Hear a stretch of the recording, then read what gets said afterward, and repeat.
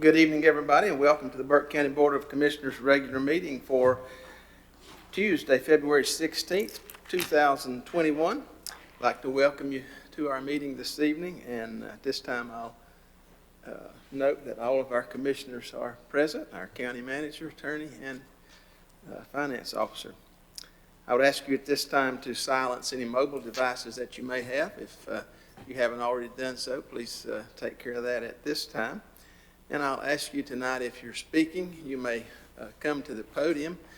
I appreciate you cooperating with us with the COVID precautions, going through the health and safety process. And when you come to speak, if you wish, you may remove your mask at that time. However, you may also feel free to leave it on. That's entirely up to you. And the podium will be cleaned between speakers, so give our clerk a few moments to do that between speakers as we process through the meeting tonight. We're very delighted to have Reverend Dr. Wayne A. Johnson from the Shiloh AME Church with us tonight to provide our invocation. And following the invocation, we will have our Pledge of Allegiance, and our County Attorney, J.R. Simpson, will lead us in our Pledge of Allegiance. So, Pastor Johnson, if you'll come now and lead us in our invocation.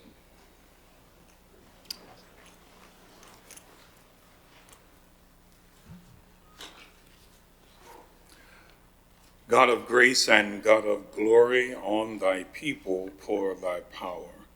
Grant us wisdom, grant us courage for the facing of this hour. Eternal God, our Father, we thank you and we acknowledge you to be the sovereign ruler of our lives. We ask that you would continue to shower your blessings upon us, and we look to you, for you alone can help us. We pray that you would guide those who have been elected to serve in this body.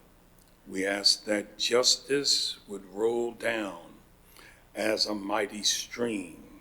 We ask that you would continue to direct us, order our steps, and we will never, ever cease to acknowledge you as the sovereign ruler of our lives. Bless this nation in which we live. Bless this state. Bless this county. And may we always seek to be the people who will not make you ashamed. This we ask in your name. Amen. Amen. Please join me in the pledge of the flag. I Pledge allegiance to the flag of the United States of America, and to the republic for which it stands, one nation under God, indivisible, with liberty and justice for all. Thank you again, Pastor. Thank you, J.R., for leading in our pledge tonight.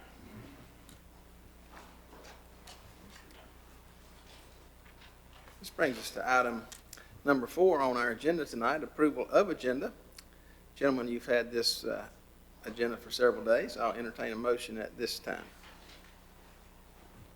So moved, Mr. Chairman. Thank you, Scott. You've heard the motion by Scott. All those in favor, please signify by the uplifted hand. That's 5-0, Madam Clerk. Item 5 on the agenda, approval of meeting minutes. We have a number of minutes tonight. We have minutes from December 15, 2020, Board of Commissioners regular meeting. December 31, 2020, Board of Commissioners special meeting. January 5th, 2021, Board of Commissioners pre-agenda meeting. January 5th, 2021, Board of Commissioners recess meeting.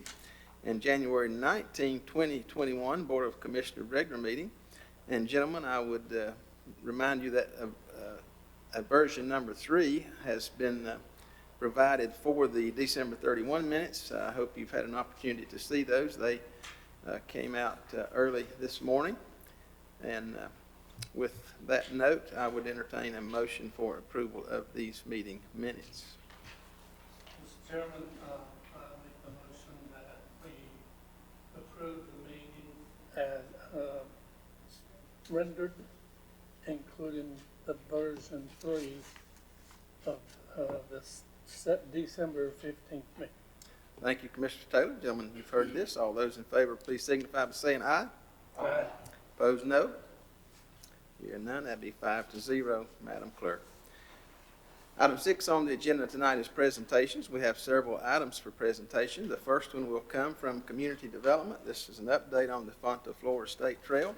This will be presented by Scott Carpenter, our Deputy County Manager and Planning Director. Evening, Scott.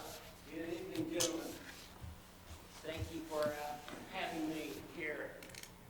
So, 8 years ago, we started this journey on looping Lake James, and we started putting together a committee, and Mr. Johnny was on that committee when we started meeting once a month for about 15 months to write a master plan to get around Lake James. And how do I start these? There it is.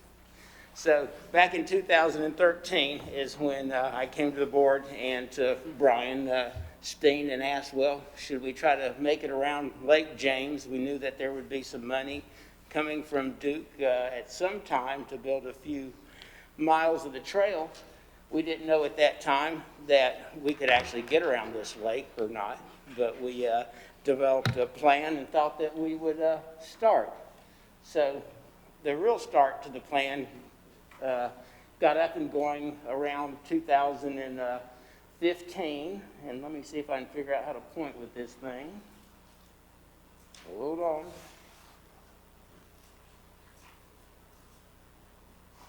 Oh, there it was. There it was. And so in 2015, this was the Overmountain Victory National Historic Trail.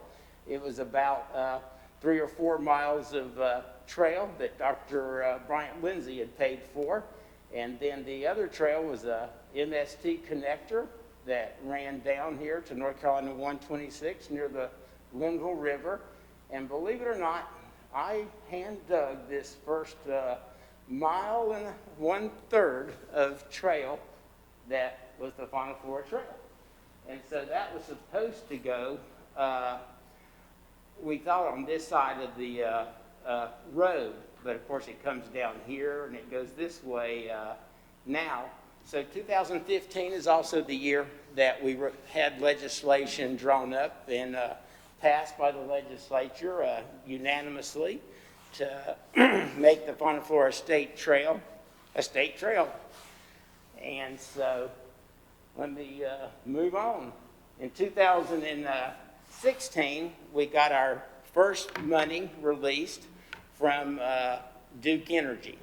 So Duke Energy, as you all are aware, has to do the Federal Energy Regulatory Commission, and then they have to relicense the dams, and sometimes that relicensing process, this one took about 13, 14 years from the start to the time that they finally got it approved. And by then we were wondering, Lord, I don't know if we're ever going to be starting any of these projects, but Duke Energy is a wonderful partner for Burke County, and they are putting in millions of dollars around the lake in improvements and things, and we're trying to tie all those improvements together with the trail as we go around the lake.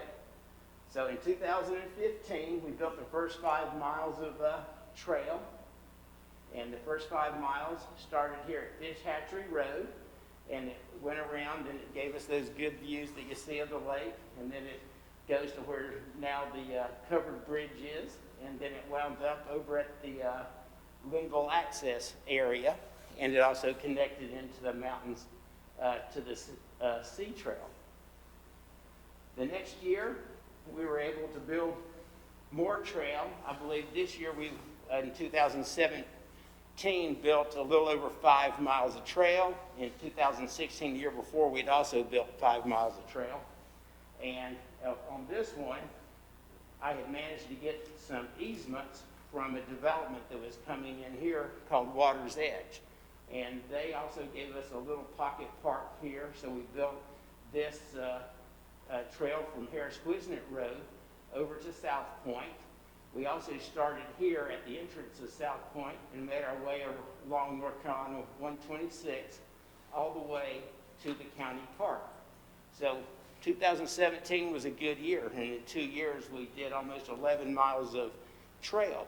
We also were busy getting more easements and things like that to see if we could make more progress coming around the lake. In 2018, we did a really big section of trail. So right here, you see at the Linville River, Jim Crooks gave us a easement across his campground, gave us a trailhead here, and then the state parks approved a plan for us to build 7 miles of trail all the way to the cove. And as you know, that's where a bridge is going in, and the new visitor center is being built, and you can actually see the framework and all that up right now. So we made about 7 miles of trail here, built a connector across there, and I think we did about 8 miles of trail in 2018. So we really did a lot of movement. That put us at about 18 miles of trail in 3 years, which is really pretty phenomenal in Scott's book. In 2020, you don't see a whole lot of trail movement, but I want to show you why. You don't just build trails when you're building infrastructure and a loop around. So a whole lot of the projects between 2018 and 2020 involved building trailheads and building paved parking things, putting in bathrooms, building expensive sections of trail that were boardwalk and other things like that. So we progressed slowly, but we were closing up the gaps. And you can see here, we built this section of trail right here, and we also finished this section right here, which is where there's a 550-foot boardwalk that connects back in to Mountains to the Sea Trail. So now we are contiguous to here. The bridge is actually in right now, which opens the way for us to come here to the entrance of the state park. And then with some modifications and changes here on this section of trail, we're at Canal Bridge. So we'll be at Canal Bridge hopefully this year, 2021. Let me go on to the future for you, since I know that you all are curious when we think how we're going to progress, and then how we're going to finish this loop, and then what are we doing after that. So we had pushed for years to be along the shoreline, because if you're Lake James Loop Trail, you want shoreline. It's Lakeview, Lakeview, Lakeview that you fight for. Well, we've had some issues with state parks trying to do all this shoreline, so it looks like we'll wind up settling for the trail coming where my cursor is, and then down to the lake here, and then to there. But regardless, we always have to keep in mind that the goal is to loop the lake and to try to keep a good user experience. So this year, we're planning on also building out the section of trail through 1780 and another subdivision, and we will have made it to McDowell County and closed the McDowell County gap for the trail. We'll also drop down from Canal Bridge along in another section of State Park and down to the old Catawba riverbed. Now, this money is there to do this, and this money is there to do that. So in 2021, as soon as these sections are done, that'll be an additional 6 miles of trail altogether. And in 2022 is when we're really planning on moving. So in 2022, we plan on going from the old Catawba riverbed all the way up to the Benfield Landing Road, and then making our way across here where Rick, I don't know if you know Grady Rhodes, he has a house that he built. It's overlooking the lake, but we're in front of the house with wonderful views out this way. Duke will open up our leases, and we will be all the way to Bridgewater. That's a lot of miles. We're looking at 9 miles of trail next year. And then we'll start heading south down Powerhouse Road, And we also, some of this, we think we can just basically mow and clear and get this. So this will all be designated over Mountain Victory National Historic Trail as well, down through here, which the National Park Service has been wanting for years, and they've really been on us to start moving it. So we're looking at adding, 12 miles of Over Mountain Victory Trail in 2 years, which is probably about as much as they normally add in 6 years in the whole thing. So once we're down to this area, we have changed one of our projects, and we're now coming along the Catawba River. We'll make our way back up here to, is it called Kelly Bumgarner Road? And over here to St. Paul's Church Road, and then we hope to make this final dash here down North Powerhouse and over to Cobb by 2025. So we're hoping if we can land the right grant that the lake loop will be completed by 2025 sometime. So when do we start that loop? 2015, 10 years. Pretty amazing feat if we can actually do it. That's 30 miles of trail and a great attraction for the county. And I thank all of you all for standing with me through all this mess. And after that, we need to secure one easement here. If I can secure an easement at the end of St. Paul's Church Road, we already have this right of way here. I already have the word of the landowners here. We will be at Glen Alpine. And so from Glen Alpine at Waters Mill Road to the end of the Worthington Greenway is only 4.5 miles. That's a feat that I think we can make if we can string together those easements. So next year, when Shane's building the trail, I'll be messing with the homeowners and property owners to see if we can make some advancement on doing that. Because if we can finish and get that going, that will be an amazing tourist attraction from downtown Morganton. You can see the connector is already being built and heading down into the Catawba River Greenway, and we're ready to head that way. So far, this is out of date, a couple years out of date, really. We think about $10 million has been donated, invested, grants, and things like that on our initiatives that we started back in 2013. Most of this came about since 2015. I just want to show you quickly a few examples of what's going on as we build the trail. So this is called a crib wall. This section of crib wall is over there at the Linville access area as you're approaching the boardwalk. And this cribbing is 8-inch round logs. They're tied into the embankment. Basically, you come out into a V, and then you fill in the top, and that gives you your trail surface. So this trail is about 5 feet. You can do these 6 feet or 7 feet in areas that you are constrained in trying to make some ground.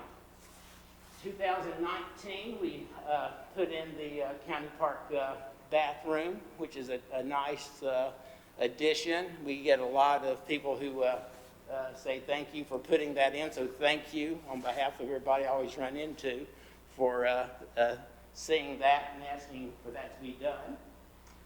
This was the new parking trailhead that we put in last year that added 28 new spaces to the 13 that we already had, and one of those is a handicap parking. And we fill up. This thing fills up. Every weekend that the weather's good, March is coming, the 60-degree days, it will be slam packed. But before we built that, the cars were parked way down the road all over the place and causing a hazard to pedestrians, bikes, and cars. We cleared this out last year at the county park trailhead because this is the future playground area. Staff actually chainsawed probably 300 trees there and burned them and helped clear this thing. And as the parking lot was being done, the guys that did the parking lot agreed that they would clean up all the mess that we had made and all the trees. And they groomed that for us at no cost, essentially. And I bet it cost them 15 grand to do that. But they did it. And so we now have what will finish the trailhead, and that will be a playground there. There's a covered bridge. We get a lot of compliments on the bridge. A lot of people go there for wedding photographs, family pictures, things like that. They also like to picnic there. So I do see us in the next year starting to put some sort of picnic tables or something around that area. Excuse me, Scott. How could you maybe, so the microphone, could you maybe that way? You know I'll do anything for you. Thank you. So this is the Linville Access Boardwalk. The boardwalk is 550 feet. Whoops, sorry about that. I think I'm going the wrong way. Let's see if I can go back. Well, oh gosh. Let's see where it stops. All right, well, we're back to the boardwalk. So that's a view off of the boardwalk. It's 550 feet long, but that is really going to be a destination place that people are heading and wanting to see. It's well designed and it blends in with everything. This is where the Cove Bridge goes across over to the state park, and right on the other side of this is where they're constructing the new visitors center. And I think that that is going to be a wonderful thing and a nice attraction. The bridge is now across, and I'm sorry I didn't update this picture that shows it, but it's basically, I would say from the bottom of the bridge to the height of the rails is about as high as this ceiling is in here.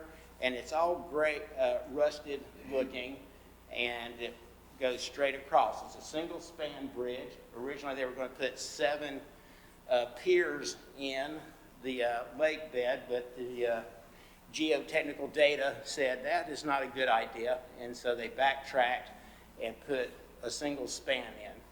So this is going to be another attraction as we head around the lake.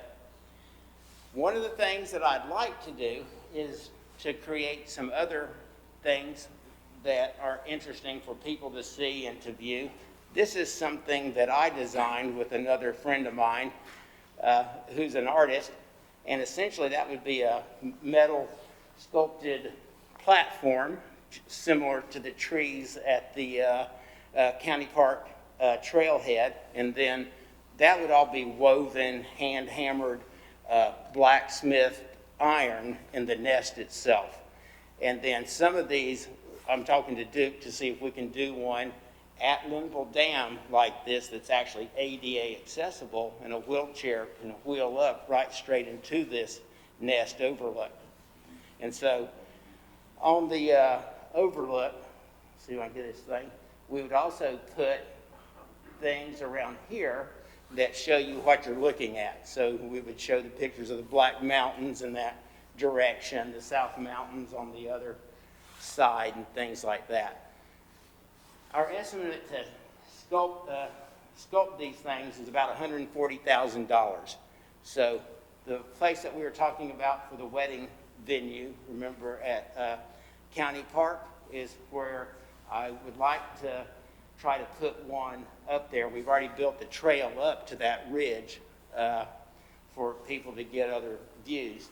But I'd like to have one at the Linville Dam, and then also at the Visitor Center at the State Park. And then these are sort of like cool destination places. And then we would vary the design and architecture of each one.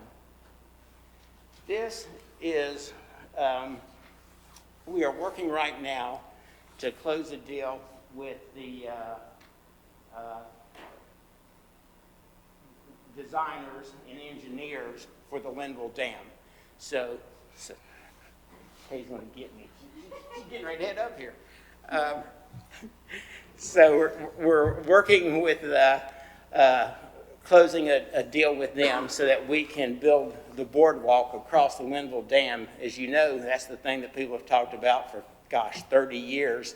And will also stop people from parking on that dam all the time and stopping and looking around and those types of things. This is a similar design in what we anticipate, and that is lakefront, and we're working with the Duke engineers already on this.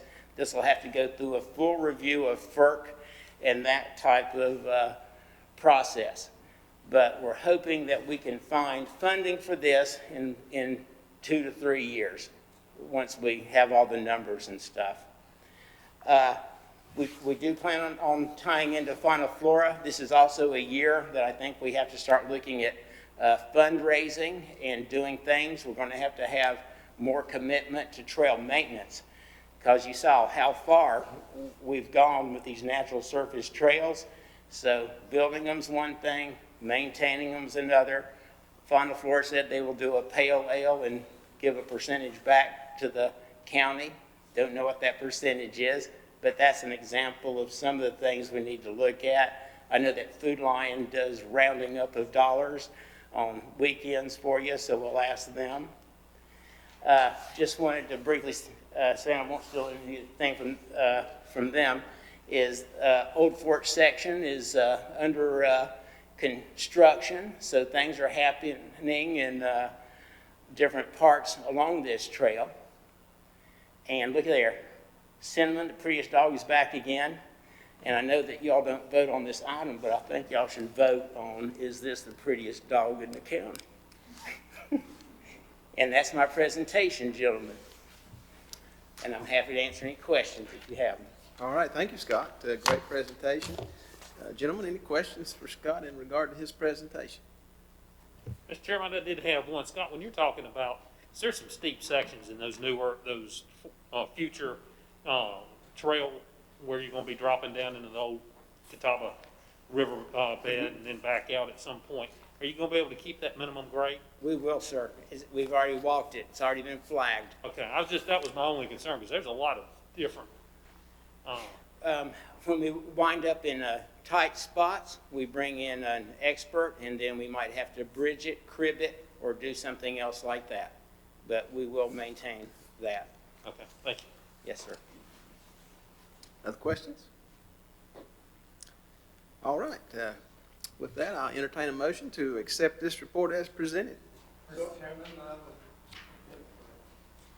I make a motion to accept the report as presented. Thank you, Commissioner Taylor. Those in favor say aye. No. Opposed, no. I believe that's all of us. Again, thank you, Scott. Our next presentation comes from F3ST, Friends of Fauna Flora State Trail Incorporated, and this will be presented by Judge Robert Hunter, who's the president of the Fauna Flora State Trail Group. Judge Hunter, thank you for being here. And I believe Beth Hiley's going to help him also. Yes. Okay. She is. This mask is pretty heavy, so I'm going to pull it down if that's okay. Thank you again for allowing Beth and I to come present to you tonight on behalf of the Friends of Fauna Flora State Trail, Inc. I'm going to go through these slides. You saw them at the other presentation. I'm going to go through them a little quicker tonight, but I think we can show you what's gone on in the last year and where we're going in the next years. First slide there shows you actually the trail as envisioned from downtown Morganton, and you can see the local government cities it goes through, Glen Alpine, Marion, Old Fort, Black Mountain, and on and ending up in Asheville. So that is what the trail encompasses. How did the Friends group come about? And I want to commend Scott and for the work that he's done and the work that y'all have done in supporting him and the vision that you've had and how far you've come along in getting this trail in Burke County. And we're going to talk in a little bit about how we think we can help you and progress even faster with what you're working on as we work in McDowell and later on probably in Buncombe County. We have, as you can see there, the idea of the Friends group came from Brian Lindsay, and he's usually everywhere I turn around, but I don't see him tonight.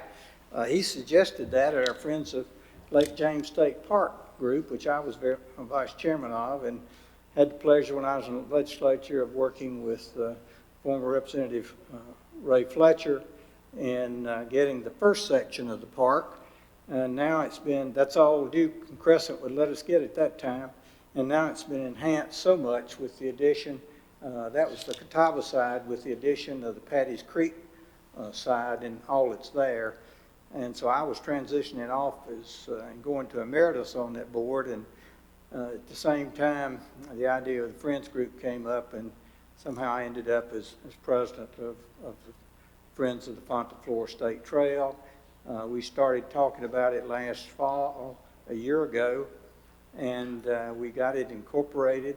But the idea came about at the groundbreaking for the Visitor Center. And that you see the rendition there of the Visitor Center, and it's probably about 50% complete now, and we hope to have that complete and open sometime in the summer.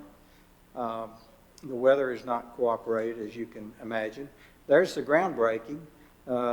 When we had it that day back in December a year ago. And so we had the idea that we were having these people from Raleigh and from the 3-county area. We're going to be there, so why not present our idea about trying to take this from what some people have indicated would probably take 30 years to complete this, to get it to what we envision as a 10-year project to complete in approximately 78 miles of the trail. And I've heard different amounts, but that's one I hear a lot from Morganton to Asheville. So there was a presentation. She's Shane there. That's also Smith Rayner. She's with State Parks and their trails planner, and she's actually ex officio on our board. You can see the next one there, and that presentation went over really well, and we had over 100 people there. And so we came out of that. We organized. We got our incorporation as a nonprofit. We got our tax status, and we felt like that if it was a 3-county area, we need to have a representation from each of the 9 local governments. That's 6 cities and 3 counties there. And I'm not going to go into those except to show you what you have from Burke County.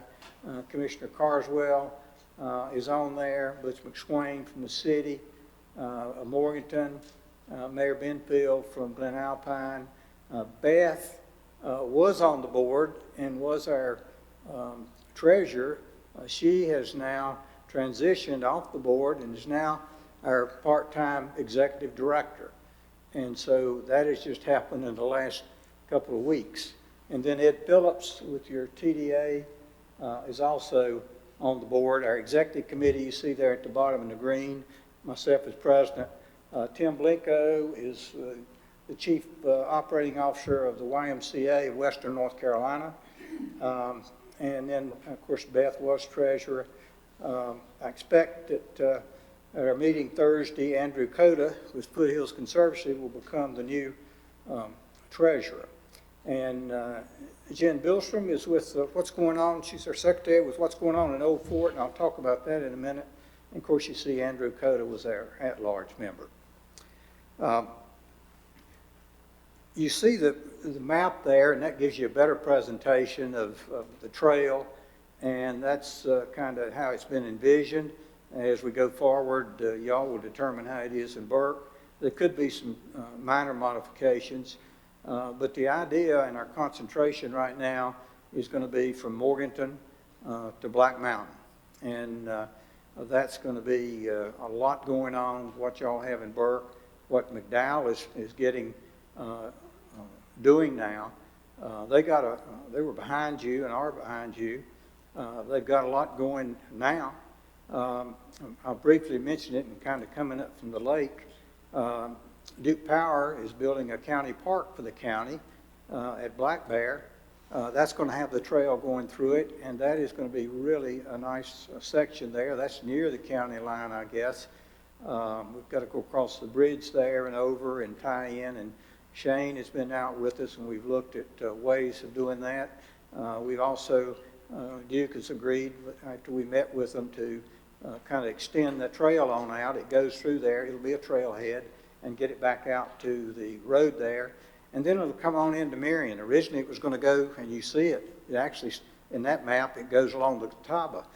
Marion has realized what it means to have that trail come through downtown, so the new route will come from the lake, Yancey Road, into downtown Marion, and then back out to tie into the existing Catawba Greenway, and then to the McDowell Park. The Catawba Greenway's built about 1.6 miles, and the county has built a park on the Catawba there, and we will tie in those DOT project to tie that in and go across the Catawba over behind Tom Johnson's Camping Center, and then we will proceed. There's a couple routes going to Old Fort. One of those has just come up as be, I think, maybe favored rather than staying on the river, going along Highway 70 and putting a side path in that we could probably get some DOT funding with, and go into Old Fort. And I want to talk a minute about Old Fort. There's a lot going on there. Old Fort had kind of been a sleepy little town until a couple of years ago.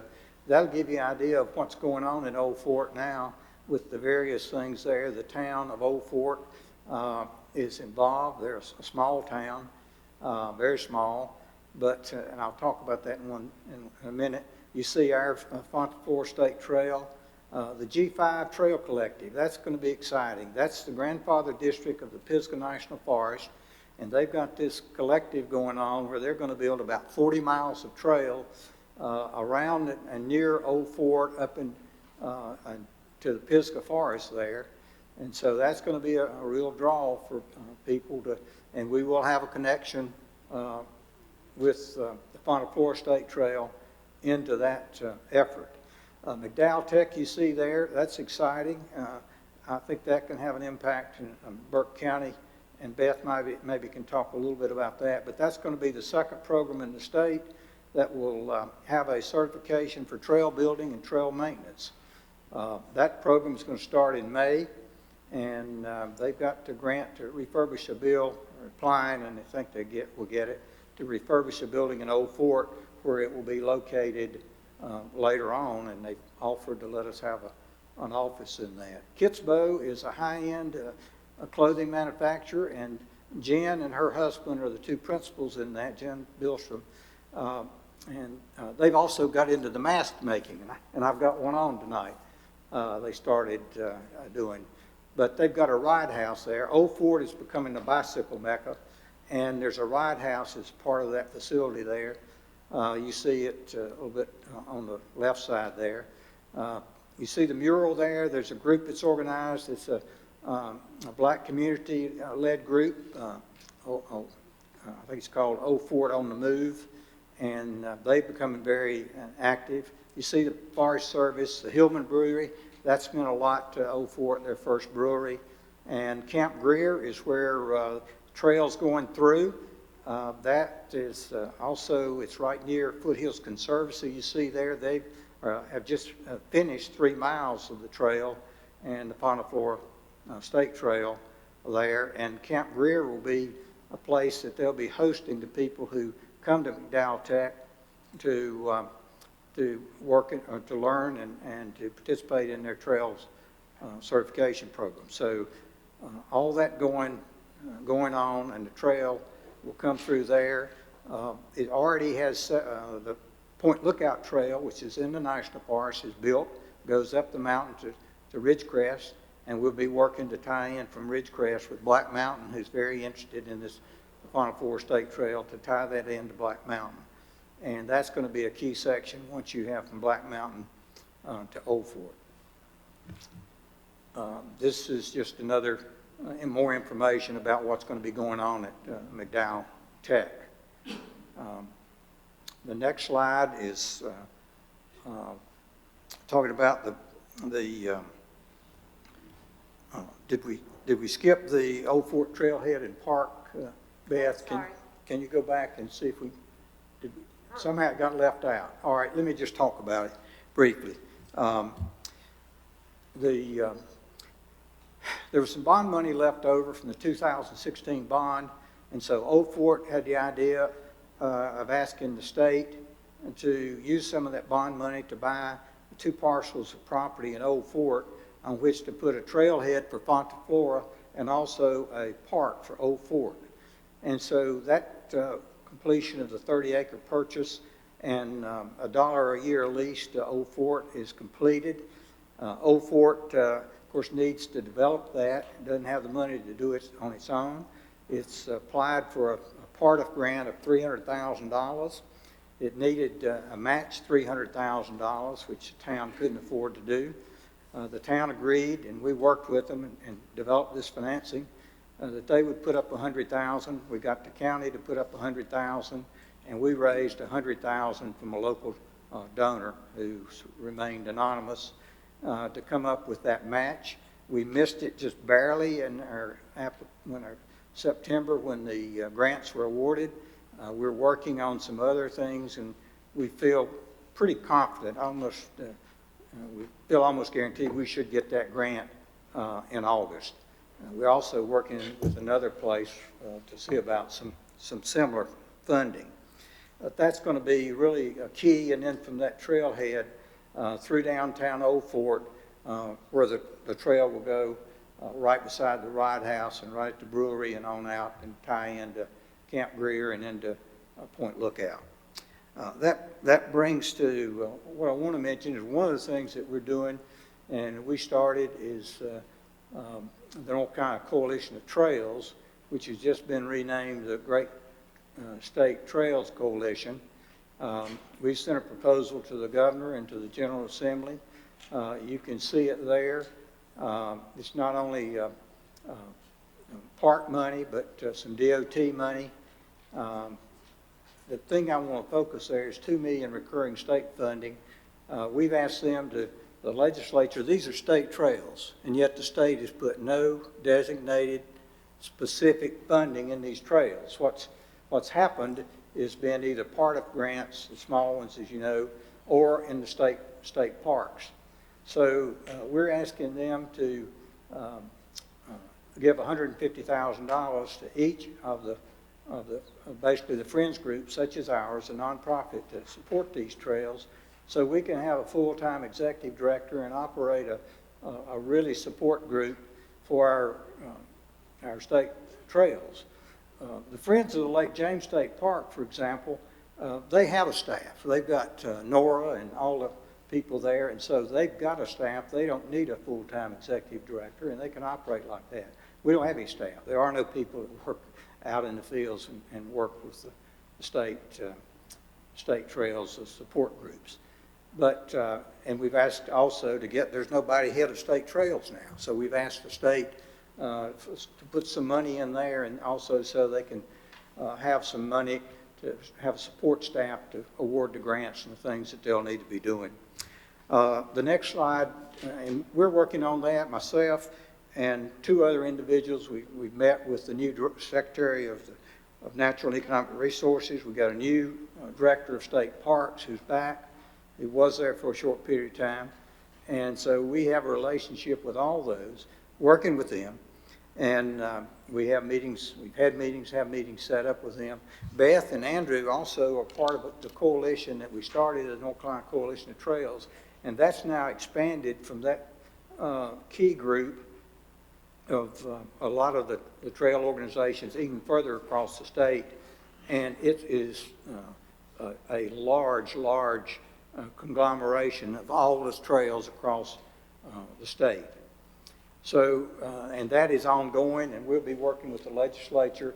Somebody has actually donated a lobbyist for us to have at our disposal who will be working on this funding proposal, specifically on this.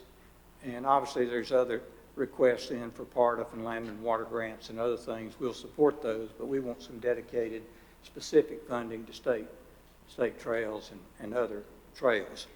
But the next thing there is the municipal funding request for our budget. Let me skip down to the budget, I guess, and then I'll come back up to that. There's our budget. We originally had a budget of $150,000 to have a full-time executive director. When I got into this, everybody said if you're going to be successful, you need to have a full-time executive director. We worked towards that. We came up with a budget that would do that.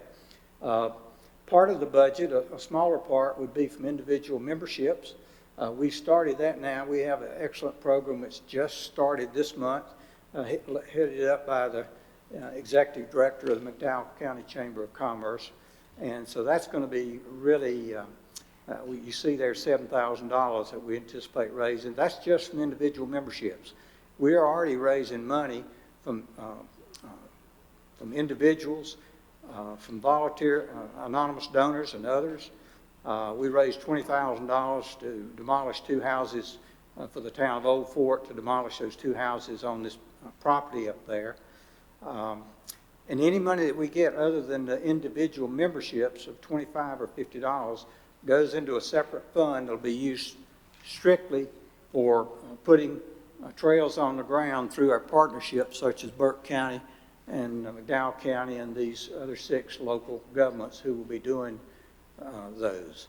So you can see a big part of that is we had to reduce it down to a budget of $79,000, and we had to come down to a part-time executive director because Buncombe County and Asheville decided that they didn't have anything going on the Fontaflora State Trail until probably 2023. And quite frankly, they got plenty of people coming to Buncombe and Asheville now, and trails are not as important to them as it is to Burke and Morganton and McDowell and Marion and Old Fort and these other areas, and Black Mountain. So we've had to reduce that back. You can see there our budget, and as I mentioned, since we could only do it part-time, you see that amount there. And Beth, we've just hired her, and I can tell you in 2 weeks she's been working. It's made a tremendous difference in what we've got. You can look at, and she can tell you more about that. I don't want to get into it, but she can tell you about what she's been doing. You can see there what we came up with a funding plan, and it's based on population. Glen Alpine and Old Fort being the smallest. Request there was $1,000 each. They have both since committed that money and actually paid it so we could have some money to get started and hire an executive director. Black Mountain and Marion have each put in their $5,000 that we asked for. Morganton we met with, and we have met with them since this earlier meeting, and we think that there's going to be a good opportunity for us there as they meet. As we've indicated to them and to y'all, you see there the McDowell County, they've done $20,000 and they've already paid that. And in Burke, we've asked y'all for $30,000, and we can get by until July with Morganton and Burke putting us in the July budget. We've got enough money to operate till July. After that, we're basically out of business. We hope to get the money from the state. If we get it all, we won't need to ask y'all for any more. But we're working towards that end. And so it's very needed if we're going to be able to provide service to you. And I'm going to there's our mission. I'm going to let Beth tell you a little bit about what's been going on since we started this and how we can be a benefit to y'all. Y'all have done a tremendous job, and you have Scott and Shane working on this. We think we can help you and enhance what they're doing and work with you to get this done much sooner. So let Beth talk about that for a minute. Or 2. Thank you, Commissioner, Chairman. I have now been on the job for 2 weeks and 2 days as part-time executive director, and I knew it would be. It is a full-time position. There is so much to be done, But I just want to take a step back. I mean, I know we've thanked everybody repeatedly, but it's true. If it were not for Scott Carpenter, we would not have a state trail running through here called the Fonta Flora State Trail. It would just be the Burke County Loop Trail. And then if you had not loaned Shane to work so diligently on the Friends of the Fonta Flora Friends group to help with our bylaws and the foundation of it, I don't think we would be organized so carefully and consistently to make sure we have equal representation. So again, thanks for the county for getting things done and getting it done right. I want to help you continue with your vision and finish off what Scott started by reaching out to all the other municipalities on the trailhead, along the trailway. In these last 2 weeks, I have set up a website. I've set up 3 different online accounts with social media and posted those every day to make sure the word is getting out with our organization. I've set up online payment to take credit card payments and launched our membership campaign. We've taken in $1,500 so far in memberships. I've started a new series called Hike and Learn to help people know more about the Fonta Flora State Trail. The first one, of course, is going to start in Burke County, and it'll be on April 17th. And we will have folks meet us at the Burke County Trailhead, of course, to see the tree and take in all the beautiful artistic things that Scott's dabbled along the trail. So we'll see the covered bridge, we'll see the views, we'll see the boardwalk. We'll take in all that beauty there and then drive over to the Fonta Flora Brewery Whippoorwill Farm to see where the trail will come through there, have a beer, and talk more about our mission and how people can help us continue the trail. One of the things I'm most excited about and really feel we need is coming up with a strategic plan for the trail. Right now, when state officials want to know what trail is finished, when just a hiker wants to know where they can go hike, they're really not sure, where can I go, what's really finished. So I have a meeting on Wednesday with the McDowell folks, and we're going to start hammering out exactly where the trail is going to go, exactly when each part will be finished, so we can meet our 10-year goal of having this trail finished. I'm working with Shane and Philip Lookadoo to then work on the Burke County section. You don't have as much to go, but if we don't have a big picture, if we don't know what needs to be done, we're never going to get there. So that's some of what I want to do. Along with being a 501c3, we will be able to help you with matching grants and keep all our money separated. As Judge Bob mentioned, we have a $100,000 donor in Old Fort, and that's restricted for Old Fort. If we find a donor in Burke County that I'm looking for now, or if anybody knows of somebody and wants to have them come my way, we will keep our Burke County money separate so when you need it. I talked to Stacy Buff. He's the head of the McDowell Trails class that's going to be starting in May. When they get to their intermediate class, they're going to be required to do 40 hours of field work. I wanted to make sure that he's not just going to keep those people in McDowell County, that they can come down here and work on our section. And he agreed that that would not be a problem, that there's going to be plenty of guys and girls to go around, and they can come to Burke County to work on the trail here and learn their maintenance procedures, as well as our regular volunteers will be able to help out with that. I think that's kind of some of the key things that I wanted to talk about. One last thing, when Bob talked about the Coalition of Trails, I'm hoping that we, with the Fonta Flora State Trail and me as executive director, that we can kind of be the poster child of how a state trail system should be run. That we are asking the state to start funding these positions, that we can show how good it is, how fast the trail gets designed, how fast the jurisdictions can work together. So I feel like we're leading the way here, and we kind of need your help. I hate we have to be the ones to put forth all the money, but we can be the groundbreaking group to show what it means to be a state trail and have a friends group, so the other 7 that are coming along will have an easier time, after us. So in closing, I hope you guys will support us, because I just don't want to lose the momentum of what Burke County has done.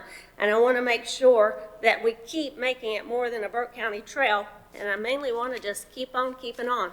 Thank you.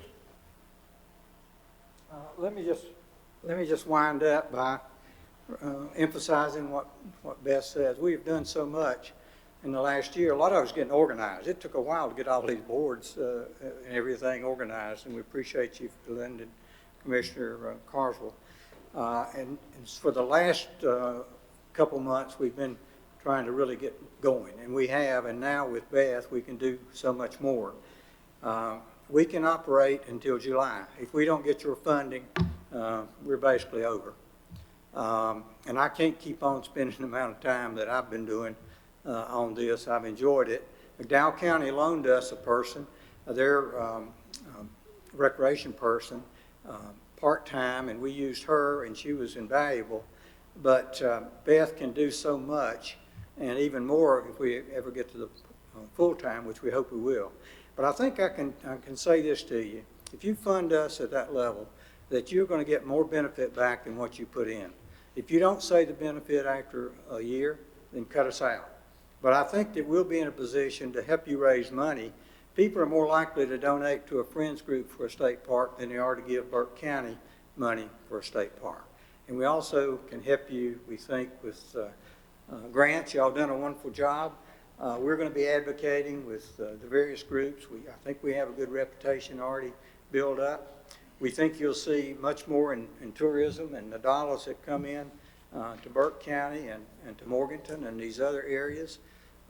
Sales tax and your TDA money. So I hope you can see fit to include us in the budget, and I think you'll see great rewards. I think you're going to see that over the next 3 to 5 years that Morganton to Black Mountain is going to really be something for this area, that people are going to be coming here instead of just going to Asheville where so much is going on right now. Be glad to answer questions, anything that you need. Either Beth can get to you, or if it's something I need to, we'd be glad to answer any questions or whatever you might need, Mr. Chairman. All right, thank you, Judge Hunter and Ms. Holly.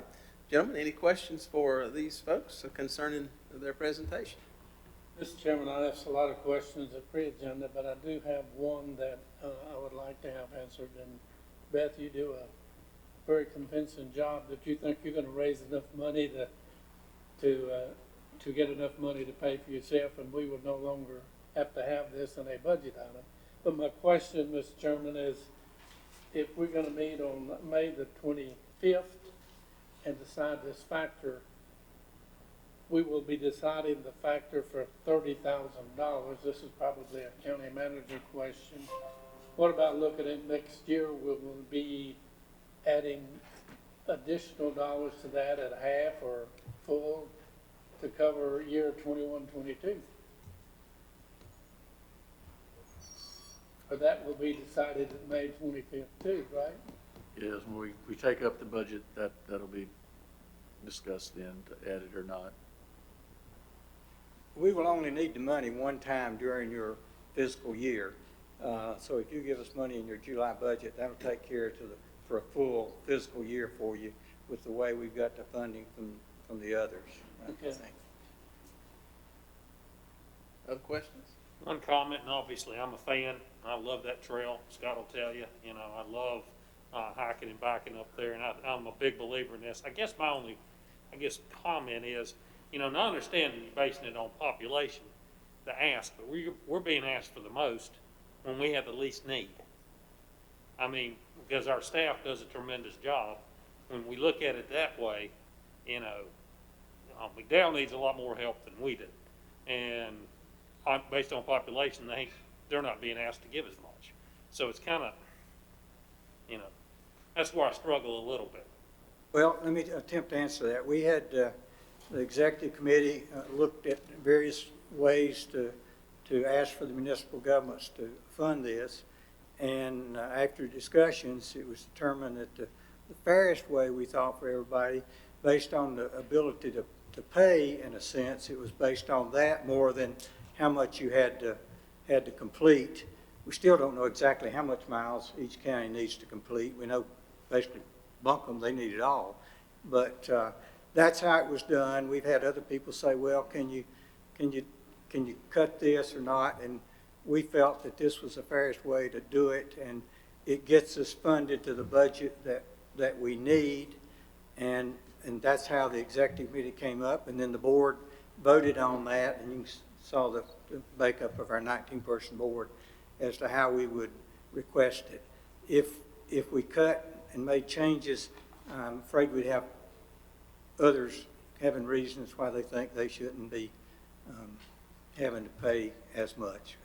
Yes, you are paying the biggest share, and it was based on the population. I think you saw the population breakdowns, and you probably have that in your But information. you understand my point. I was looking at, understand why it's population, but it also goes against my grain when you say, well, the other county and municipalities need the help a lot more than we do, because we've got staff that we already pay a lot to go out and do this work. And that's my only point. Not saying I'm not going to agree to fund you next year. I'm just saying,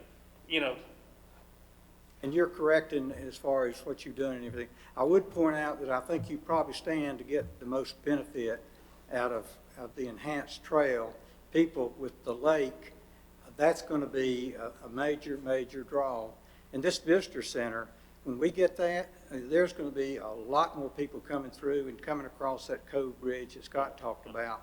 So you've got the hotels and the other places for people to stay.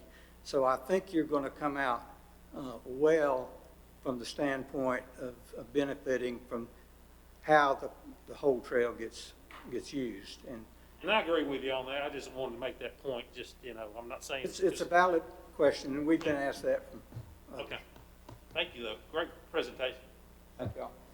Other comments or questions? All right, again, thank you, Judge Hunter. Thank you, Ms. Howell. All right, gentlemen, I'll entertain a motion at this time to table this request until our budget meeting scheduled for May the 25th at 2 p.m. So moved, Mr. Chairman. Thank you, Commissioner Taylor. All those in favor signify by the uplifted hand. 5-0. Thank you. All right, we'll give our clerk just a moment to wipe down the podium. Our next presentation will come from TDA, Financial Update for the period ending December 31, 2020. This will be presented by Ed Phillips, our TDA Executive Director. And Ed, you are definitely on the trail tonight.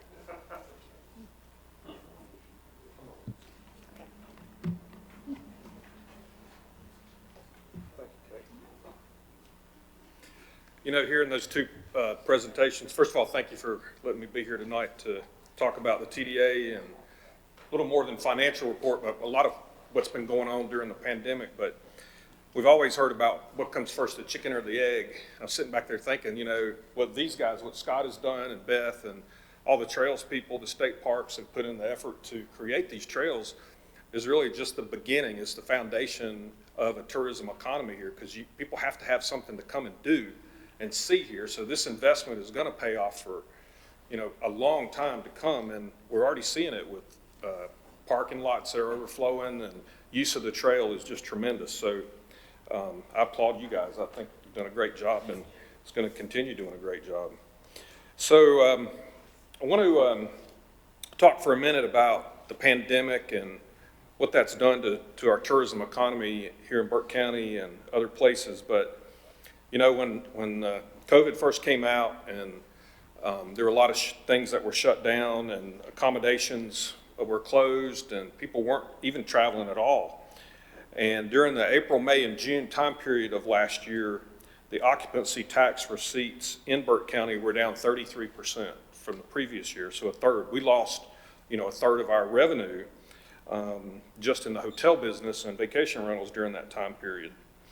But we didn't give up, and we stayed with our marketing plan, and we launched a Burke's Treasure social media campaign, which reached almost 240,000 people around the Charlotte market, also to Raleigh and Greensboro, Winston-Salem, but Charlotte was our target, just to give people a fresh thought about what to do during the pandemic. If they wanted to get outside and travel, then Burke County was a great place to come and do that. Summer 2020 vacation rentals, which is the homes, individuals, cottages, cabins, whatnot, were very good.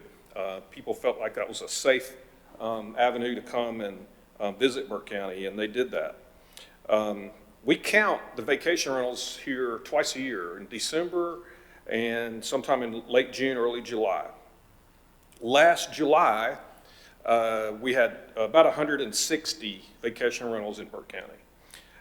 In December, just recently, December 31st, 2020, we counted 117. So we were down, There's a couple of reasons for that. Some people winterize their properties. They don't rent them in the winter, so they're taken offline.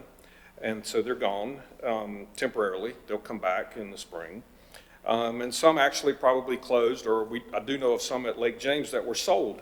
So they took them out of inventory by people buying them for permanent residence or second homes that were taken out of inventory for vacation rentals. So there's reasons and good reasons for why that number goes up and down.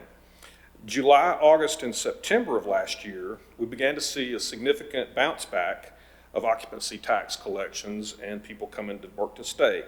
In fact, during that period, we were actually up 1.5% over 2019. So we had a little bit of growth. That was primarily due to August.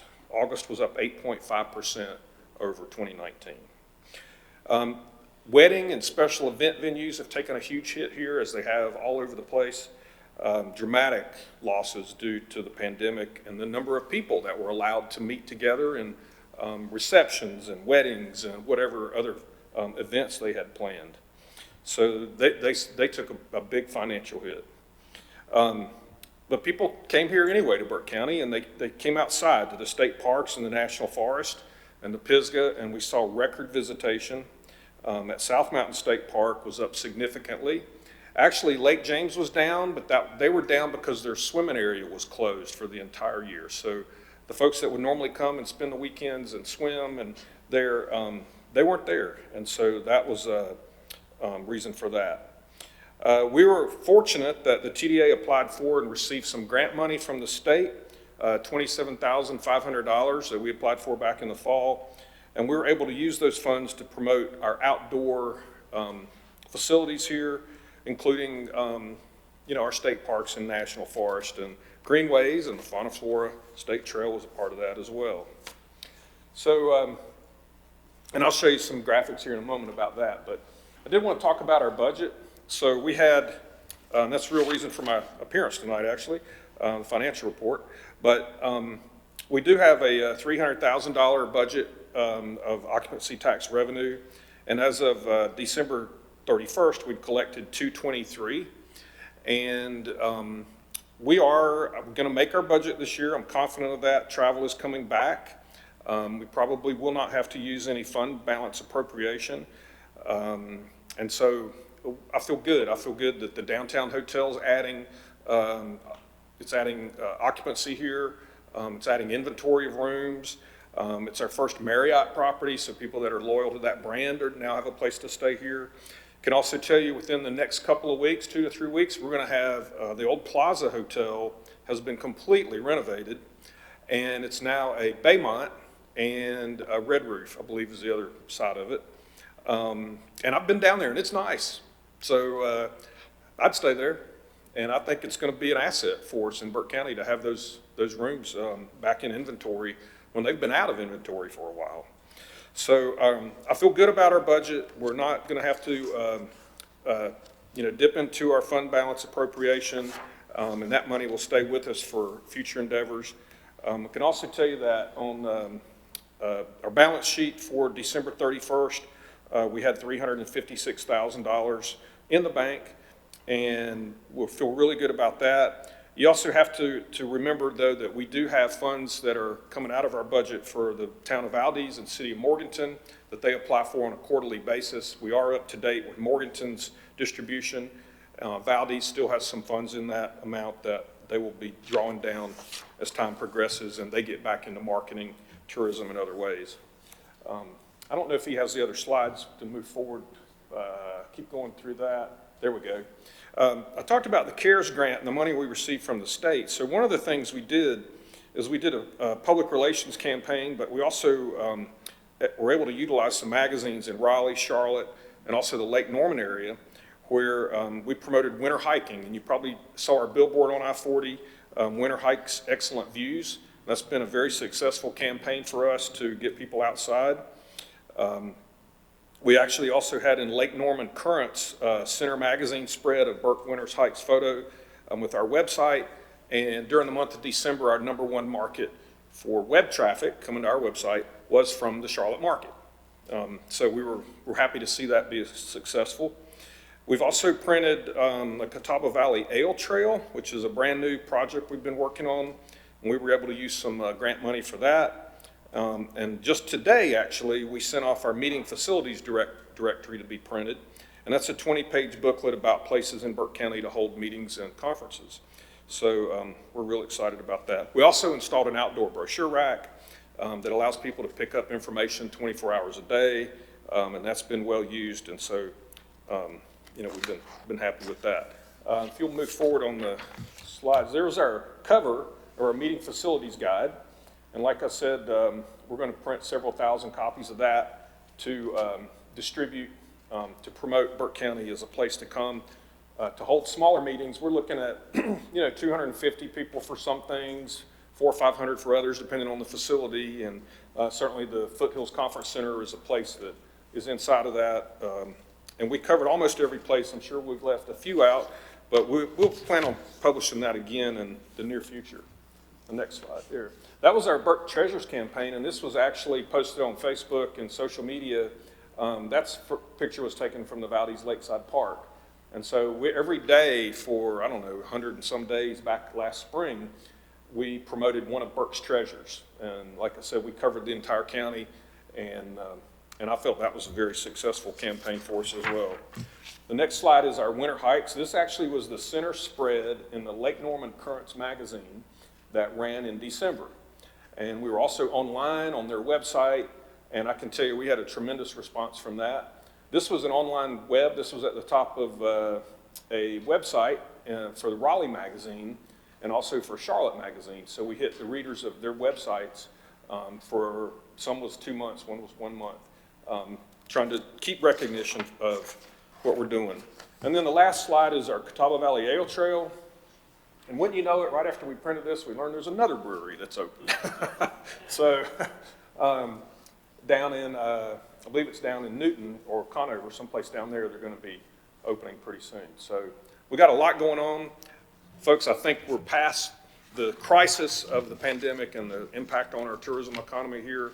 A few more months, I think spring gets here and some warm weather, we're going to have people traveling in great numbers. And Burke County's in a good place for tourism. So that's my report. All right, thank you, Ed. Gentlemen, any questions for Ed concerning his report tonight? Mr. Chairman, just one question. Ed, remind me, we talked about it, and I can't remember, those two rebranded hotels, how much inventory will that add to? That's a good question because they took some rooms and turned them into the offices and the dining breakfast area. So I think it's around 85, 90 rooms, somewhere in that ballpark. And they are really nice. I was pleasantly surprised to see them, and I think they'll get a lot of business as soon as they open.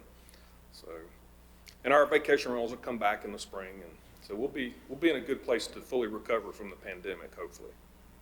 Yeah. Other questions, comments?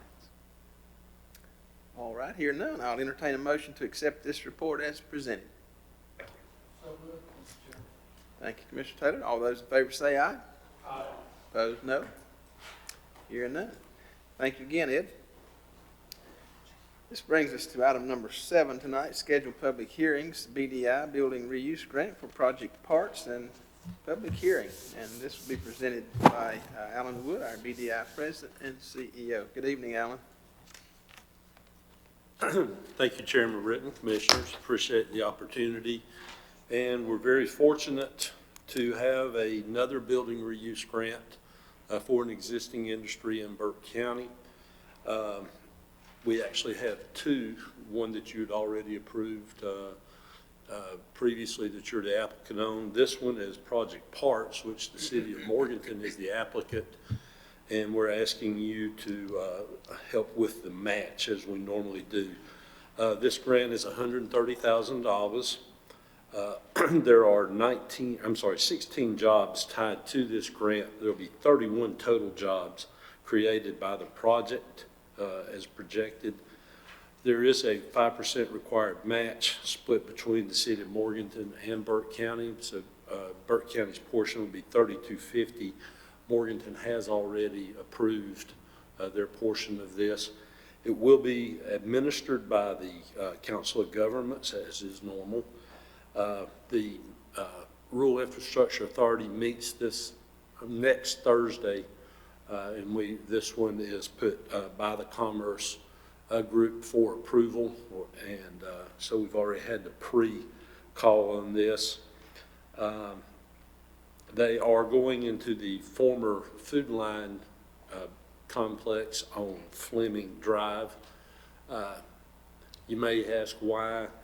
That was going to be, Food Line had tied that up for a period of 5 years with the lease, so it was not going to go back to retail to another grocery store at any time in the near future. And once a building sets for 5 years, you know what happens to it with heating and cooling cycles. If it had gone back retail, the upfit on it would have been tremendous. So we think this is a good use for it. This company has been looking for a new location for the last 5 years. I've shown them multiple buildings, and we've talked about multiple projects, and this is the one that fits. So we think this is a good project, and we think that someone that will provide us new employment opportunities for many years to come. Thank you. All right, thank you, Alan. Gentlemen, before I open the public hearing, any questions for Alan on this item? Seeing and hearing none, at this time I will open the public hearing. Do we have anyone here tonight to speak to this matter? Madam Clerk, anybody on? I don't have any. All right. All right, seeing and hearing none, I'll close the public hearing at this time.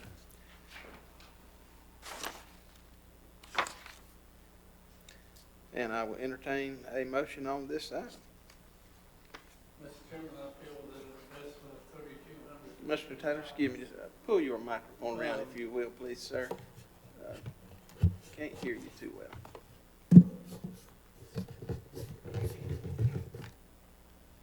All right, I'll start again. Is that better? Yes, sir. Thank you. Can you hear me now? The investment of Burke County of $3,250, and we're gaining 16 employees. I feel like it's a good investment, so I make the motion to approve the general fund balance appropriation of up to $3,250 for an economic development incentive for project parts for the county's portion of the local grant money, pending notification of the build and reuse grant award. To approve the related agreement for the build and reuse grant and authorize the chairman to execute on behalf of the board, subject to the grant award. Thank you, Commissioner Taylor. Gentlemen, you've heard this motion. All those in favor, please signify by the uplifted hand. Madam Clerk, that's 5-0. Thank you. Thank you, Alan. All right, this brings us to item 8, informal public comments tonight. And we'll give the clerk just a minute to wipe down our podium. Okay, I think we're ready. Do we have any folks for public comment tonight? Mr. Chairman, we have 2 speakers present, and Pastor George Logan asked if Ms. Avery could read his comments, so if that's okay with you. The first speaker is Mr. Eugene Willard. All right, I'll ask each speaker, if you will, please, to state your name and address, and then carry on. Thank you. My name is Eugene Willard. I have been a resident of Morganton in Burke County for 41 years. I've always been very proud of this beautiful county of ours and have been eager to show it off to many visitors over the years. Going forward, I hope to be able to continue to do so once the pandemic subsides and people can travel and visit again. But I find myself nowadays less of a cheerleader than I once was. I'm not proud of having a Confederate monument so visible and in a place of such prominence in what should be the central gathering spot of Burke County, which is the old Burke County Courthouse in downtown Morganton. I think we are all aware that this monument was erected almost 50 years after the Civil War ended with the defeat of the Confederacy. To have erected a memorial to a lost cause was, of course, an attempt by those in power at the time to demean and intimidate African American citizens. Monuments here and in so many communities across North Carolina and the South were part of the Jim Crow white supremacy code of conduct that prevailed throughout most of the past century. I'd like to call your attention to a resolution recently passed January 26 by the Governing Board of the North Carolina Council of Churches.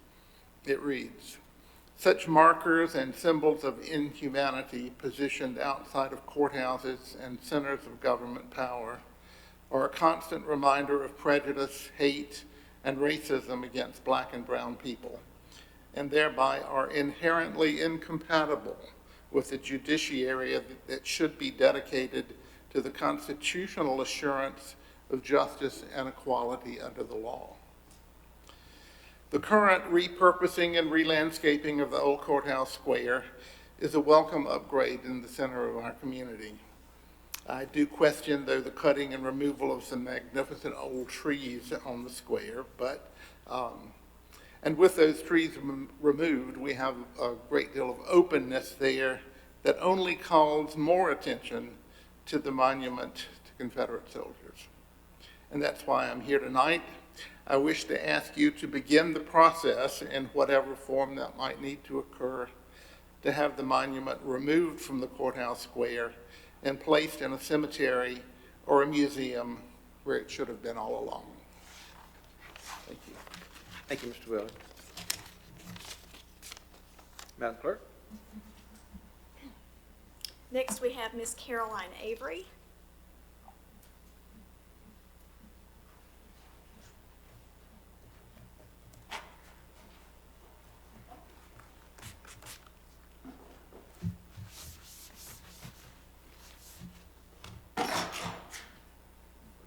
Oops, I'll take that on my pen.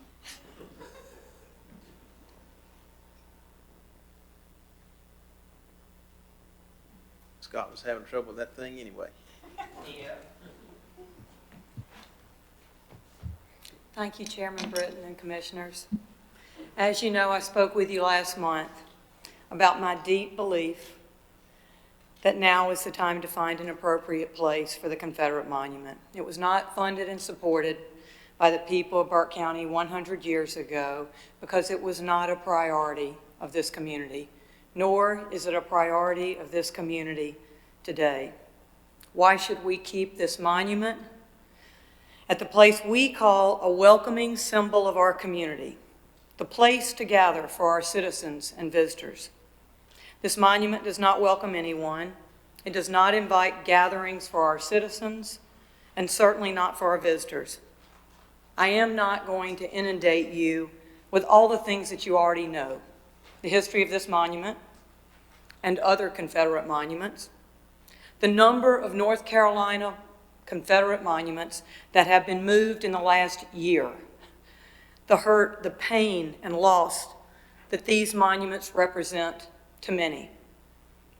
I challenge each of you tomorrow, this weekend, next week, to walk by our courthouse square and take a good hard look at it and try to imagine that your skin is black. Time is important. Now more than ever, with larger trees gone and a major renovation in progress, this statue looms over the courthouse square, not inviting and welcoming. Instead, it threatens, it intimidates, it incites fear. This is not who we are, and I know you. This is not who each of you are. It is not. That is why, please understand, you've heard from a lot of people in this community, Chair Britton. And this community wants to address this in a meaningful way. They do not want inaction. They want you, our leaders, to act. Moving this monument is just a first step. One thing is imperative. You, our county leaders, and our city leaders must be major participants in the future of this monument. You must be the leaders in starting an open and inclusive dialogue. I am here to help, and I know that others want to help you also. Thank you. Thank you, Ms. Avery. And you can carry on with the reading Okay. Reverend Logan's comments So- if you like. this is going to be hard for me, and I did not know this was going to happen, okay? So Pastor George Logan has asked me to read his comments. So I'm going to ask you to imagine that I'm Pastor George Logan. I'm not Caroline Avery right now, because I'm saying his words, not my words, and I'm just saying them for the first time 2 minutes ago, 10 minutes ago. Board of Commissioners, I am here to appeal to the Board of Commissioners to remove the Confederate monument as well as the statue of the Confederate soldier. I suppose it is fair to ask why it is such a big deal to some of us to have it removed from the public square where it has existed for some time now. I would submit to you that many things exist all around us that are not proper nor right. It is not until it is spotlighted that any activity is made toward change or modification. One of the reasons for this seeming apathy is that we grow familiar with our surroundings and we get tired of asking for change when the powers that be are unwilling to acknowledge that there is a need for it. One of the arguments I've heard for keeping the monument and the statue is heritage. Heritage implies some level of ownership. This is not necessarily a bad thing.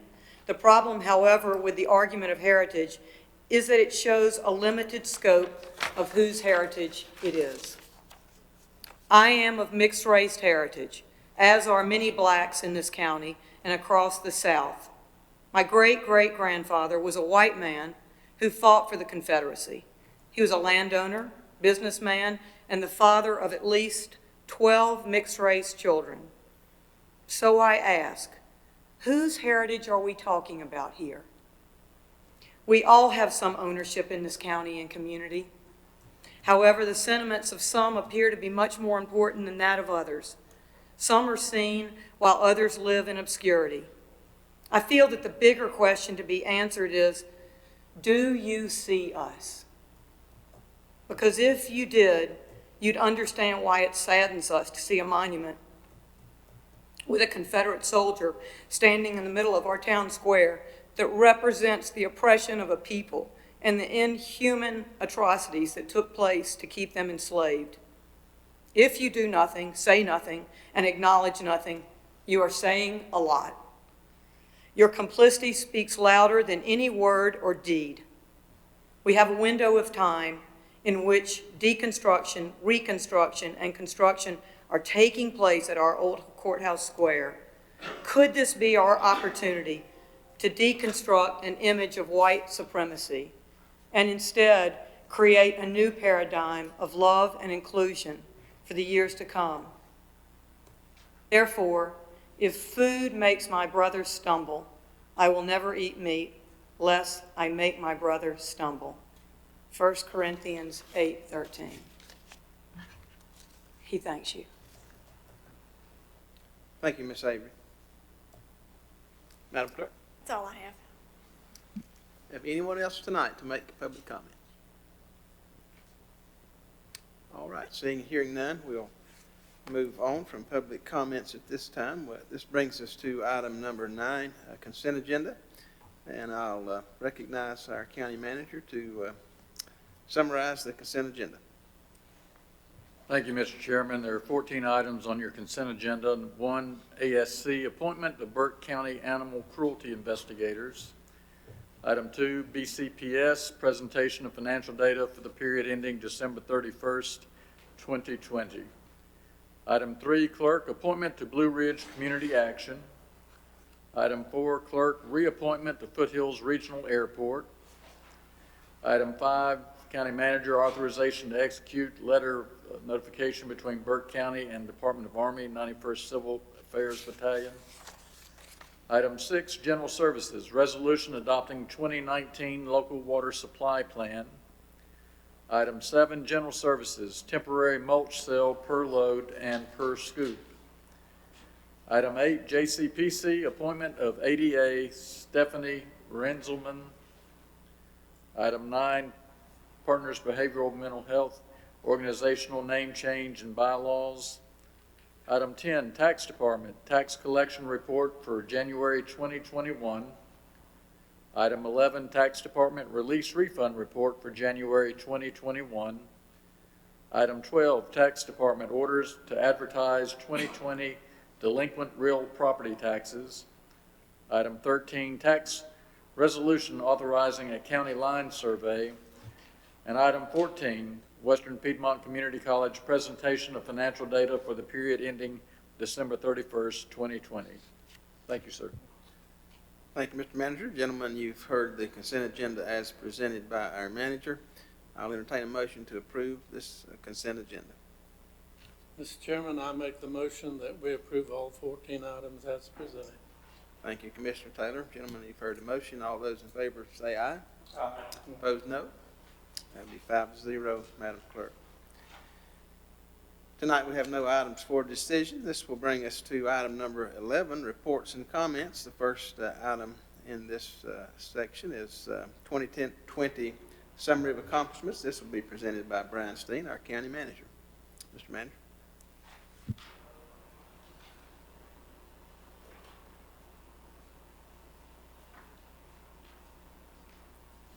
All right, Scott, I don't have a clicker, so if you can make a manual. Yeah, it was a plot. Oh.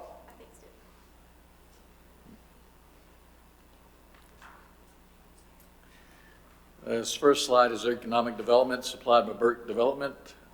First thing on the list, 291 new jobs and $28.5 million investment announced. BDI was the lead for the 2020 annual countywide job fair, which has had 2 days of virtual events. I'm going through this a little expeditious, so it won't be line by line. They closed the EPA Brownfields grant, which supported 3 brownfields sites in the county. Burke County was the applicant for this project. Work in Burke campaign virtually hosted a How to Pay for College event. And the housing team expanded relationships to assist with housing challenges in Burke County.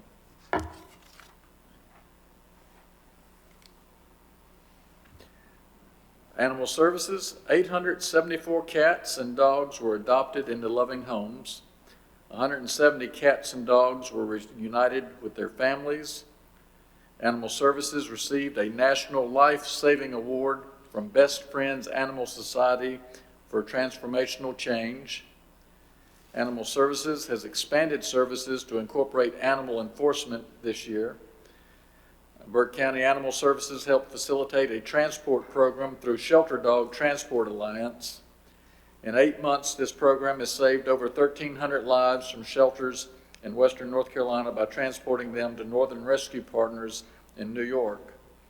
They also started a pet food bank to help citizens care for their pets. The live release rate for cats has increased from 48% in 2019 to 64% in 2020.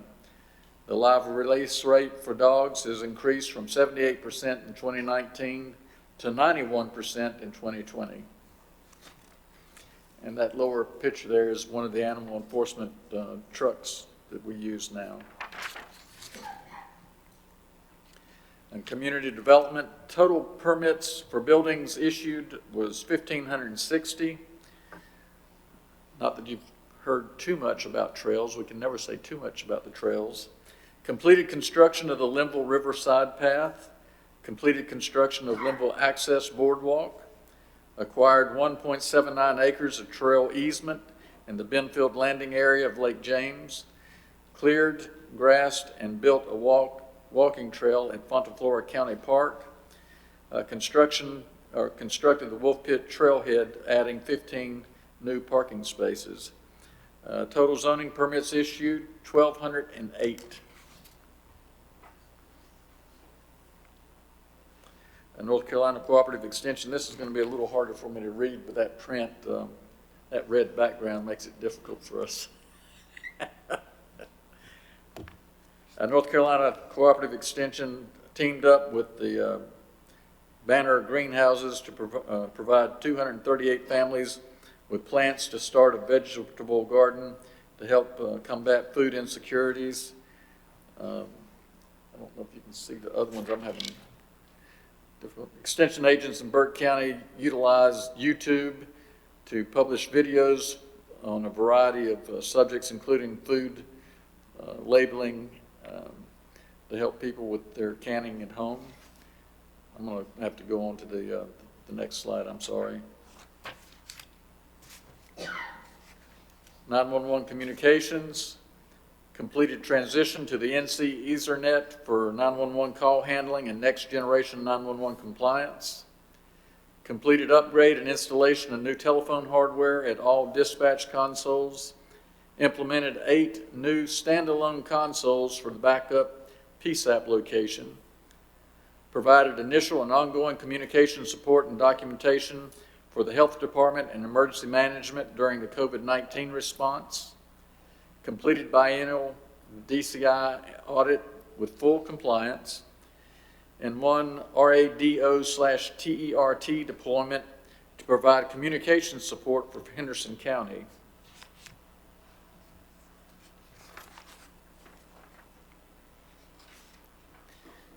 EMS, Burke County EMS was awarded the American Heart Association Mission Lifeline EMS Gold Plus Achievement Award for continued excellence care in STEMI management. This is the 3rd consecutive year we've been able to win that award with our EMS folks. And they tell me this is the highest level of achievement awarded. We installed infection control units in all ambulances. These are UV photoelectric oxidation units which run between patient calls to disinfect the vehicles. And this was part of the COVID monies that we received. Placed in service a 2020 Ford F-250 quick response vehicle. Installed 10 additional lift stretchers and lift systems. The stretchers can hold up to 700 pounds.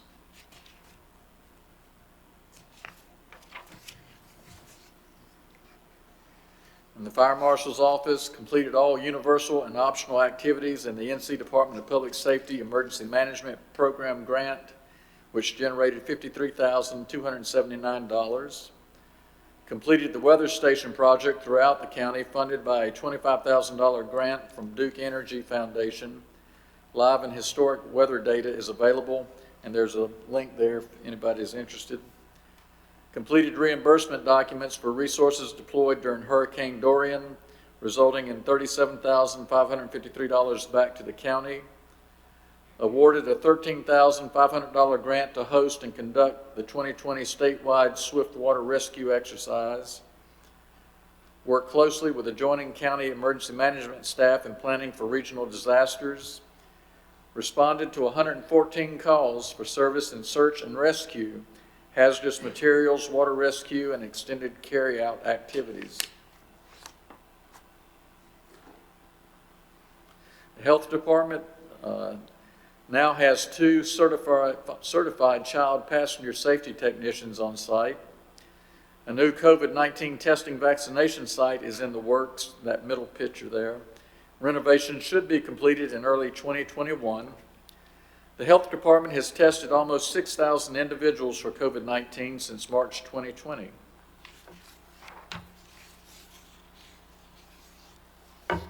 Information technology deployed both laptops and desktops to enable over 125 county staff to be able to work from home due to the pandemic.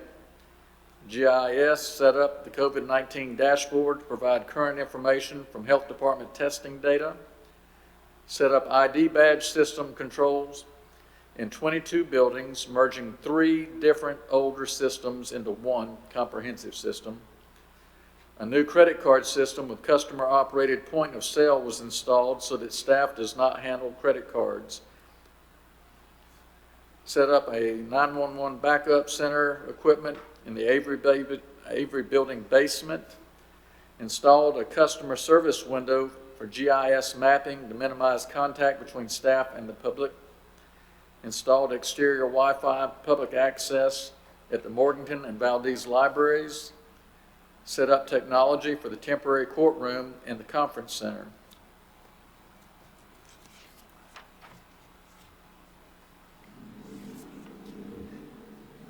Our library has offered over 1,000 programs for all age groups.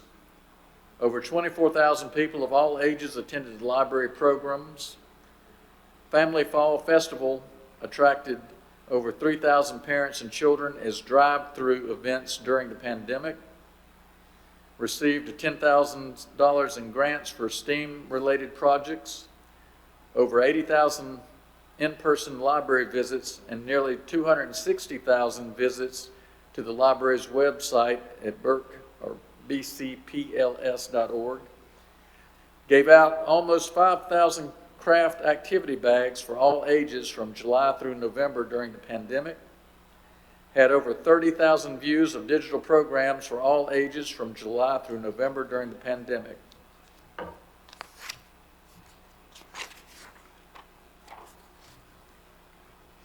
Parks and Recreation completed a new playground and shade structure at Reed Park.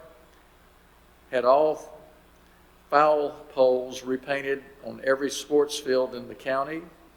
Completely revamped the woodwork on all 3 bridges at Spring Park. Completed several projects at the Fontaflora Trail. They cleared over 2 acres of trees, brush, and sowed grass. Finished side work around restrooms. Installed a new section of the trail from the new parking lot around to the restrooms. And completely rebuilt the sign at Linville Access. I believe we have pictures of all those there for you. The Register of Deeds received and installed mobile shelving for vital records, installation of 2 types of mobile shelving track systems to expand vital record storage capacity in the vault. This should extend the capacity out at least 12 to 15 years. Added 10 years of searchable data and allows searches to be done by name, provides 40 years to the database for title searches, which is the industry standard. Scanned in images for 140 death vital record books and 84 birth vital record books into the software system. This was over 112,000 scanned images.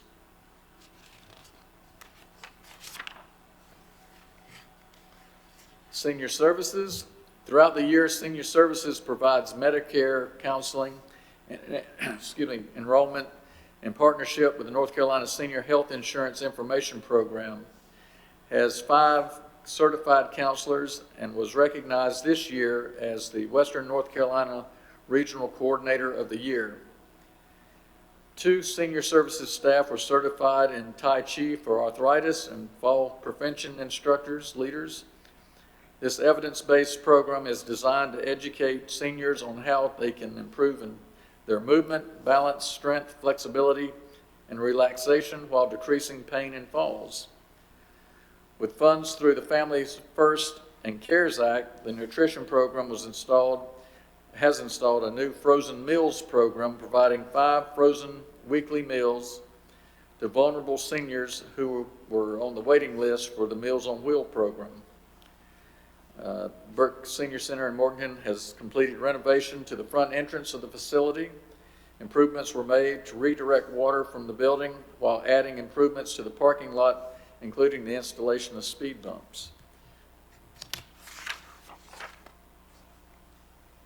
Veteran Services, in partnership with the City of Morganton, Veteran Services and Senior Services, a walk-through tribute celebrating those who served event at the City of Morganton Municipal Auditorium was held on Veterans Day.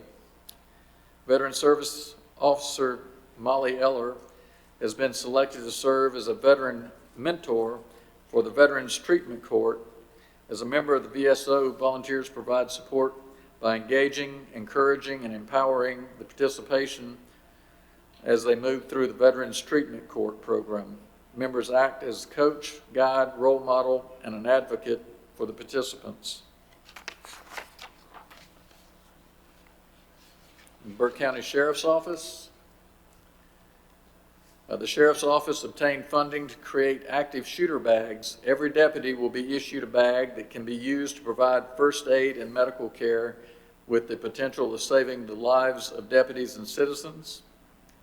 The Clincher wristband laminator machine and waist wristbands was received in July 2020 and placed in the booking area of the jail. When new inmates are processed into the facility, a band is affixed to their wrist The ban contains an identification tab which allows the jail to always correctly identify the person in custody. The Boss 2 chair metal detector 5-zone body orifice scanner was received in June of 2020 and is situated in the jail booking area. This technology adds the jail's search of inmates for contraband items, and I think we saw something about that and actually in today's newspaper about somebody that had been searched in the field, brought into the jail, and they found other illegal substances within that person's body. The Guardian program, the Guardian Property and Evidence Bagging System was received in May of 2020. It's used to process new inmates' property held in the inmate property storage area. Smaller items are placed on a cardboard sheet and sealed with a sheet of plastic. This method prevents loss of items while enhancing efficiency of property storage and return of items upon the inmate's release from the facility.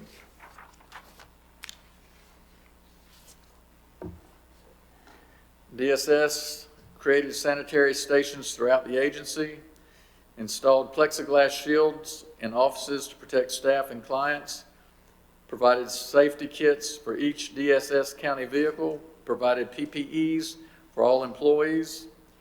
Child welfare helped 50 children achieve permanency through adoption, outsourced the child support program to Virtus.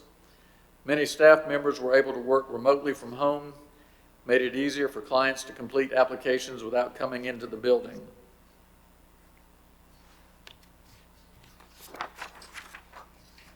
Soil and Water District Conservation presented a conservation education program to all 15 elementary schools, all 5 middle schools, and 4 high schools in Burke County, educating them on the conservation of natural resources.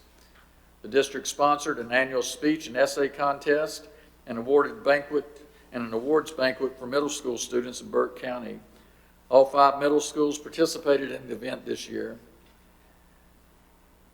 The Soil and Water Conservation District is working with Patton High School to obtain grant funds for an educational wetland to be constructed and used by many of the classes at Patton. To date, $120,000 has been secured for the project. Burke Soil and Water Conservation District was allocated $83,045 from the state of North Carolina to implement best management practices on local farms and urban lands. These funds were used to install livestock exclusion systems, keeping livestock out of waterways, stream repair, installation of watering tanks for livestock, feed pads, grass swales, grade control systems, and an irrigation pond.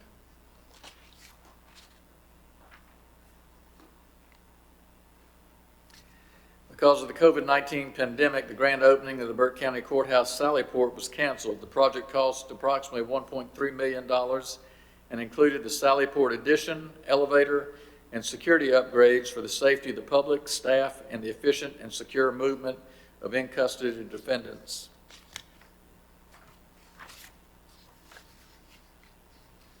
And the Board of Commissioners, a $1.6 million renovation to the Eckerd Creek Pump Station was completed in August of 2020.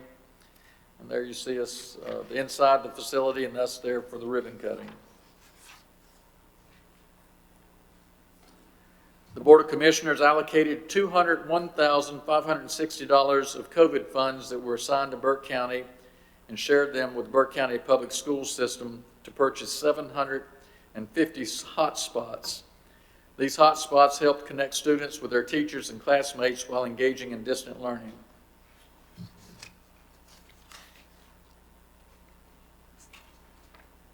The Finance Department, this is about the COVID-19 initiatives. Finance Department, in conjunction with other departments, invested a significant amount of time managing COVID-19 CARES Act funds for the safety and well-being of citizens and county staff. I think Margaret had done a listing of all the projects, and we won't run through that. But, here's some of it. The Finance Office department managed CARES Act funds to successfully install shielding protection in most Burke County offices to protect citizens and staff during the COVID-19 pandemic. I think you see a before and an after picture there.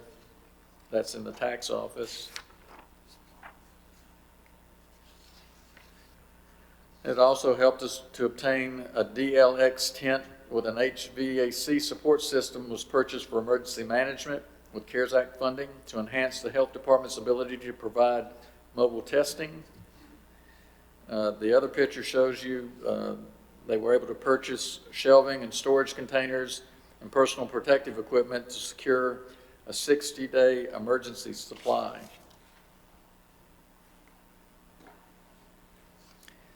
New automatic doors, sliding doors have been installed at the Human Resource Center to enhance touchless entry options. And you also have in the picture on the right the touchless sanitation features which have been added to the restrooms in county buildings to reduce COVID-19 exposure. And that concludes my presentation, gentlemen. It was a busy year. Thank you, Brian, and certainly when we think about where we were in 2020 with COVID, it's amazing that we were able to accomplish all these things throughout the year, and I congratulate you and all of our staff for all the work that we accomplished. It's a lot of work to be proud of. Any questions or comments for Brian or any of the staff gentlemen? All right, hearing none, I'll entertain a motion to accept this summary of accomplishments. I make the motion, and I make a motion, along with the motion, we give all our employees and the county manager a round of applause. All right. Thank you. You've heard the motion. All in favor say aye. Aye. Opposed, no. I believe that's all of us, Madam Clerk. This brings us to item 2 under reports and comments. Reports and comments from the floor. I will start way out there with our finance officer. Margaret, any comments tonight? Nope. Mr. Attorney? Thank you, Mr. Chairman. Since the last meeting of Commissioners on January 18th, I've been drafting agreements for a lease amendment for the Runny Road Convenience Center. I've completed the 3rd draft of the Hoff Development Agreement, and I'm currently drafting a lease termination agreement concerning Eckerness. I have reviewed contracts on behalf of the county concerning the purchase and sale of 115 Wamsutta Mills Drive, an agreement on behalf of General Services for engineering services on the property at 2965 Highway 70, and a proposed project agreement with a nearby municipality. I performed title searches and prepared purchase agreements for the Wayne Martin property and the Eichard Commercial Industrial Park LLC property. And I've handled document preparation and the real estate closing for the Martin property. I have researched legal issues affecting the board, including approval of long-term lease agreements, motions to reconsider, DSS reappointments, and have made 2 elements of research for GIS concerning recordation of documents. I'm currently working on the appeal of a citizen from a planning board decision to the Superior Court, and I also attended the county attorney's winter conference on February 4th and 5th. Thank you. All right, thank you, J.R. Madam Clerk? No comments for me tonight, thank you. All right, Mr. Manager? Yes, sir. Just want to show a little picture for you. I just think those two side by side says a lot about the board's commitment to all about advancing and helping our children in the school system and what we can do to help the North Carolina School of Science and Mathematics. I commend you gentlemen for what you're doing to try to make Burke County much, much better than it's ever been. Thank you. All right, thank you, Brian. No comment. No. Mr. Taylor? Mr. Chairman, other than the regular meetings, which you probably will have the minutes already in your package. I did get a call yesterday and invited to the groundbreaking ceremonies in Valdez for the Charters of Freedom display. And it's just like ours in Burke County Court, Old Court grounds. And I did attend it today.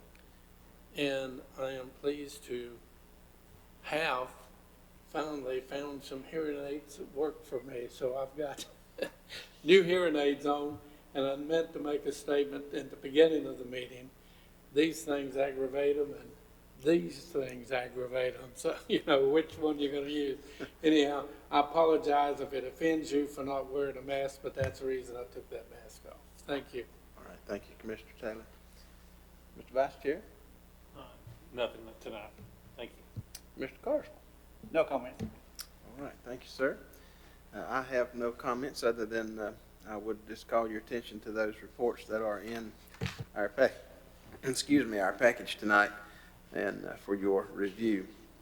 I would remind you our March 2nd pre-agenda meeting will be held by Zoom this time. We'll reconsider how we move forward maybe in April. We will ask you to like us on Facebook, remind you to spay or neuter your pets, help the wildlife and environment by removing trash, and continue to follow COVID-19 prevention measures. And I see our health director here. Rebecca, would you mind coming just maybe give us a brief update on where we are with COVID measures and vaccines in our county? I didn't mean to put you on the spot, but I know you haven't talked about this, so it'd be difficult for you to do, I'm sure. Well, thank you. This week we hit a milestone at the end of last week by being able to give over 10,175 first doses. We're in the process, since you have to have 2 doses, we're in the process of working with the hospital at this point with our community clinics and with the ones that we're able to give also to get second doses in. The health department, with their limited doses, were able to finish the long-term care, assisted living, and group homes this past week. Those were the small homes that did not sign up for the federal program. We do not have any shipments so far this week because of the bad weather. We were notified today that our shipment is delayed. So we won't be able to vaccinate Thursday, which would make it bad weather anyway. Pay attention to the weather. So we're working really hard to get people vaccinated. Walgreens in Morganton, both locations are doing 100 doses per week. So that's encouraging. If you're a Walmart's person who shops with them, then they will send it out. So everybody will get a dose of vaccine when it's their time. We are working hard. We're just as frustrated as everybody else of not having enough. And we try to get people in as we get them in. So just hang in there with us. We will get it done. Okay, thank you, Rebecca. Any questions for Rebecca concerning our vaccine processes? Now, I commend all of our county folks, our hospital, EMS, health department. I really want to express our appreciation on behalf of this board for what you guys have been doing, the teamwork that is evident. I had lots of comments, good comments from folks who've been through the Freedom High School process on those heavy, busy days. And I want to assure our citizens that we have capacity. We can vaccinate as many folks as we get vaccines for. And I also want to assure our citizens that we are expressing our desire for more vaccines to come to this county, to our folks in Raleigh every chance we get. So just know that we are doing that, and we will get folks vaccinated just as soon as possible. Thank you, Rebecca. And we are working on our 65-plus population. We still probably have around 11 to 12,000 people. But we're working on it, and we will get them. All right. Thank you. Thank you. All right, Madam Clerk, we'll hear vacancy announcements at this time. Thank you, Mr. Chairman, members of the board. We have the following opportunities for citizens to be involved in county boards and committees. the Adult Care Nursing Home Community Advisory Committee, Council on Aging, Juvenile Crime Prevention Council, City of Morganton Board of Adjustment and Planning Board for the ETJ, the Burke Senior Center Advisory Council, the Recreation Commission. We just appointed someone to the Blue Ridge Community Action Board of Directors, so that vacancy has been filled. And we have opportunities for the Library Board of Trustees for an at-large seat and a seat for a Valdez citizen. All right, thank you, Madam Clerk. That concludes our vacancy announcements. Gentlemen, we have no need for a closed session tonight, and that will bring us to adjournment, another way to cut a trail tonight. I'll entertain a motion for that. So moved, Mr. Chairman. All right, I thought we may not get one. Thank you, Maynard. Those in favor say aye.